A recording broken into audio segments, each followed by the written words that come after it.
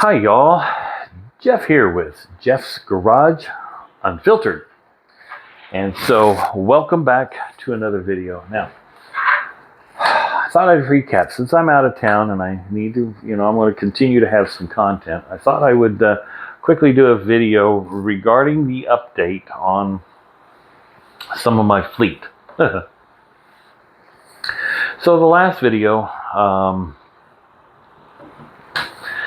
brought the GL350, the GL350 Blue Tech diesel into the garage and ran the diagnostic and the tablet thingy, OBD2 diagnostic thing, and it came back with, not communicating with the TCU, the transmission control unit or transmission control module. Depends on how you want to read it. Some say TCU, some say TCM. So it just depends on the lingo that you learned. Well, Yui and I took it out for a drive. Well,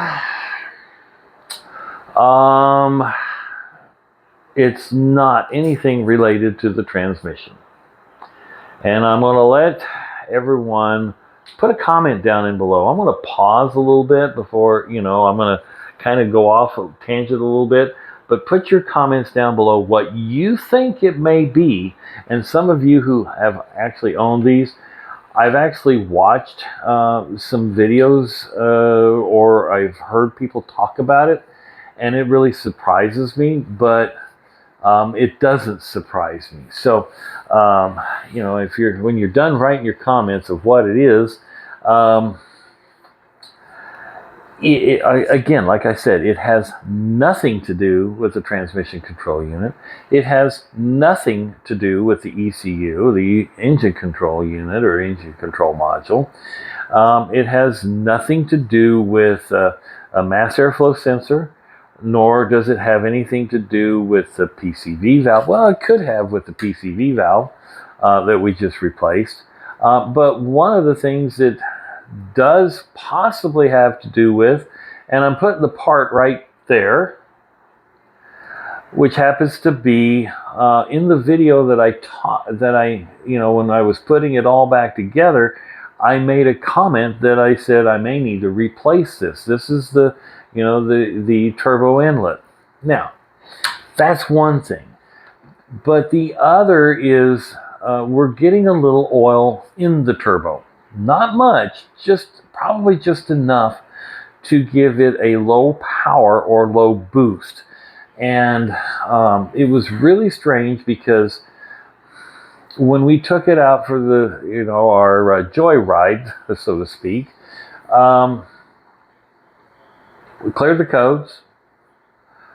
We drove it. It drove fine. It shifted fine. It did everything fine. Cleared the codes. Then it started acting up. It came back with the low power. The check engine light came on. Then it started shifting erratically. And then, once again, it cleared up again. And so Yui was sitting there while I was doing the driving. He was sitting there monitoring the tablet, and he even cleared the code, cleared the check engine light while I was driving, so it would repop it.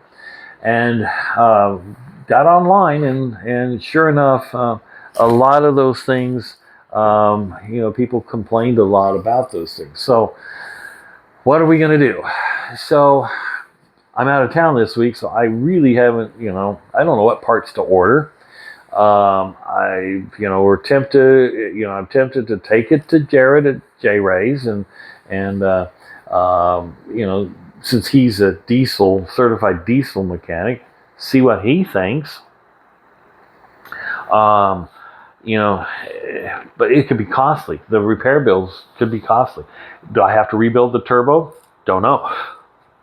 Is it just a pipe that needs to be replaced? I already changed the PCV valve, that long hose. Changing the the rubber seal around the air intake, would that solve it? I don't think so. I don't think that's enough of it. but it is probably sucking more air probably than what it's designed to do. I don't know. Those of you out there that happen to have or know a little bit more about these, put your comments down below. Tell me what your thoughts are. I wish I had the code number that it brought up, but it's saved in the tablet, so we can review that, on another video, or when I get home, we can go over this whole nightmare. I want that to be a reliable car for my wife while I'm out of town, because obviously she does like driving it. So there you have it, folks.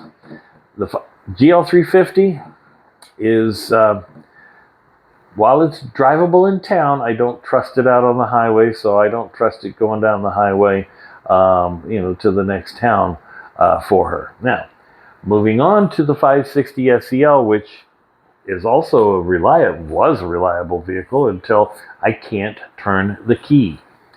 I tried every one of the tricks that Ken at Mercedes stores, and all the others. I think the Impala Man is another one that had.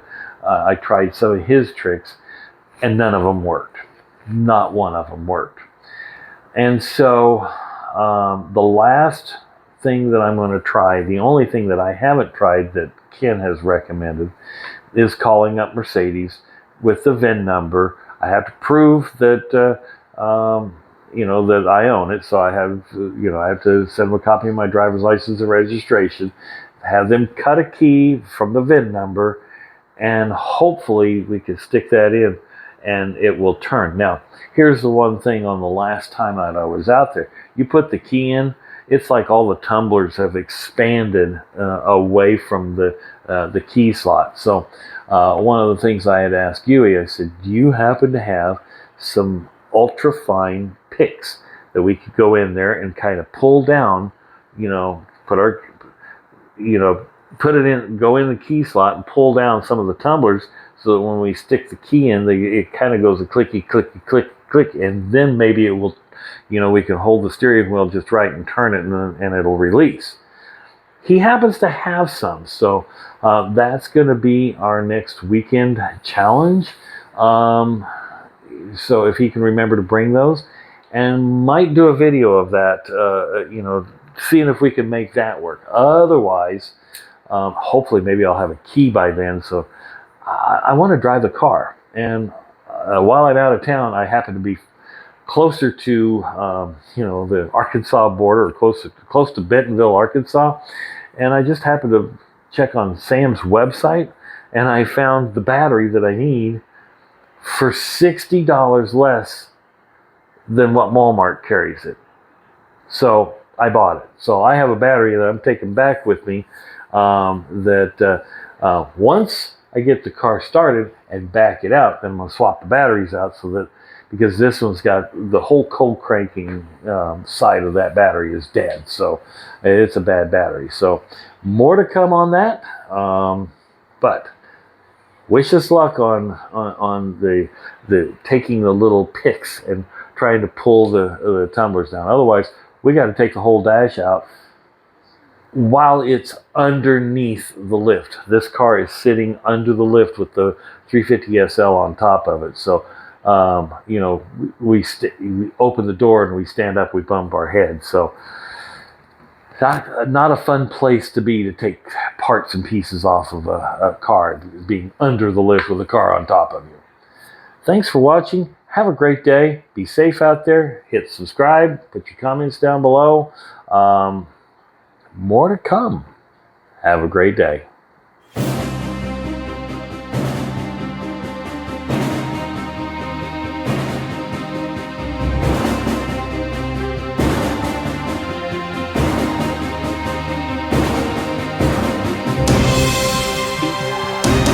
And you see my backdrop? See what I got to deal with?